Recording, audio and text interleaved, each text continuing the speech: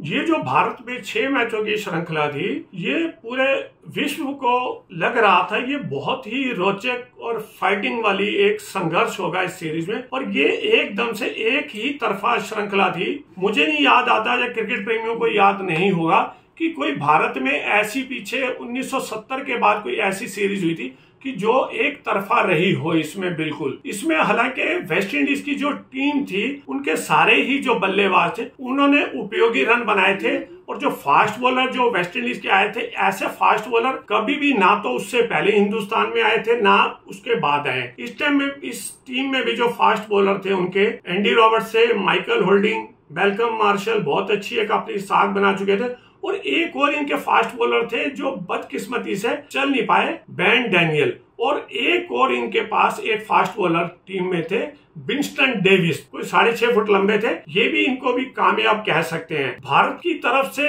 इस सीरीज में बहुत उम्मीद थी महेंद्र अमरनाथ की कि ये रन बनाएंगे, क्योंकि वर्ल्ड कप में मैन ऑफ द सीरीज थे महेंद्र अमरनाथ। और जो भारत ने वेस्ट इंडीज में 5 मैचों की श्रृंखला खेली थी उसमें इन्होंने 500 से ज्यादा रन, जैसे मैंने पहले बताया, बहुत उम्मीद थी।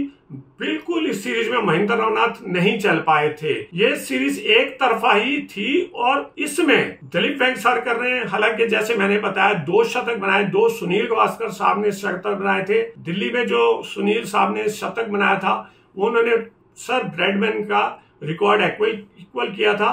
और जब मद्रास में इन्होंने 6वां टेस्ट मैच खेला था, जो ये सेकंड डाउन आए थे, उसमें इन्होंने 236 रन बना के सर डॉन का रिकॉर्ड तोड़ दिया था। इस सीरीज में जो वेस्ट इंडीज की तरफ से बल्लेबाज और गेंदबाज, जो हिंदुस्तान की तरफ से बल्लेबाज गेंदबाज जो रहे थे, मैं उसका आपको ब्यौरा देना चाहूंगा। इस सीरीज में हालांकि वेस्ट इंडीज की तरफ से जो मैन ऑफ द सीरीज थे वो मैल्कम मार्शल थे, और भारतीय तरफ से Kapil Dev man of the series थे। इस सीरीज में वेस्ट इंडीज की तरफ से उनके कप्तान क्लाइव लॉयड ने 497, गॉर्डन ग्रीनिज 411, जेफरी डुजॉन 367 रन इन्होंने बनाए थे। हालांकि इस सीरीज में सर बीबे रिचर्ड ने भी शतक बनाया था, पर वो उतना कामयाब नहीं हो पाए थे। पर फिर भी रिचर्ड साहब की टीम में प्रेजेंस होना ही बहुत थी, विपक्षी टीम के लिए दहशत होती थी। मार्शल ने इस सीरीज में 33 विकेट, माइकल होल्डिंग ने 30 विकेट, बेन डैनियल ने 14 विकेट लिए थे, और विंस्टन डेविस ने भी 14 विकेट लिए थे।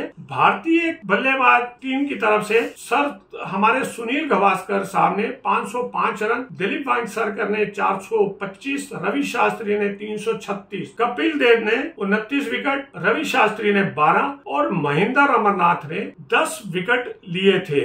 क्या कारण था? एक 5 फुट 10 इंच का गेंदबाज ऐसा कैसे इतना घातक खतरनाक हिंदुस्तान में हो गया? इसका मैल्कम मार्शल ने जब उन्होंने अपनी आत्मकथा लिखी थी मार्शल आर्ट, उन्होंने उल्लेख किया था कब का? 1978 का, कि जिस मैच में दिलीप वेंगसरकर ने चंद्रशेखर की बॉल पे इनको 0 पे आउट कर दिया था। उस समय इन्होंने अपनी किताब में लिखा कि मैंने उसी समय प्रण लिया था कि जिस समय भी मेरे सामने दिलीप वेंगसरकर आएंगे तो मैं कुछ भी कर सकता हूँ इनके विरुद्ध में। और इन्होंने बहुत ही घातक गेंदबाजी की उनके विरुद्ध। जहाँ हम ये कह सकते हैं हमें एहसान मानना चाहिए दिलीप वेंगसरकर का कि उन्होंने मार्शल को गलत तरीके से आउट दिया, ना वो मैल्कम मार्शल को इस तरीके से आउट करते जो मैल्कम मार्शल कह रहे हैं। हमें फिर ऐसा एक घातक खतरनाक गेंदबाज देखने को ना मिलता जिसका नाम मैल्कम मार्शल था। बड़े दुख के साथ आपको भी पता होगा ये बहुत ही जवानी में इनको कैंसर हो गया था, और बहुत ही युवा अवस्था में ये दुनिया को कूच करके चले गए। मैल्कम मार्शल जैसे